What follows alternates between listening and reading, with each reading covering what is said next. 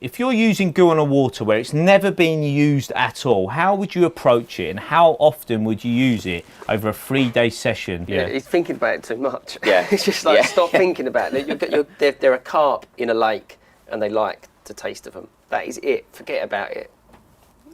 Mate, I can't really say any more. There's no, just because a carp has not seen the GOO before does not mean they're not going to. They might not have seen sweet corn before, but you wouldn't think twice about putting a pile of sweet corn over one of your rods. I would approach it exactly the same as I approach lakes where I've used it all the time. I'd have probably 3 different colours out, 3 different flavours, and just start working out from there. With regards to the regularity that I'd be using it, every time I reel in, a fresh hook bait goes on. If I was using PVA bags, there'd be a fresh bit going on. I use it all the time.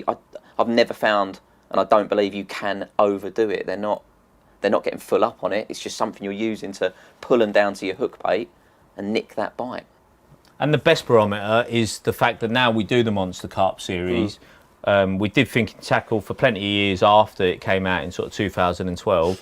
But then we travel the world and all 3 of us use it religiously. Yep. And have we ever gone somewhere and gone, oh, these carp aren't going to take that. They've not seen it before. Well, actually, in Hungary, we took it off because we were getting too many bites from smaller fish. That is true.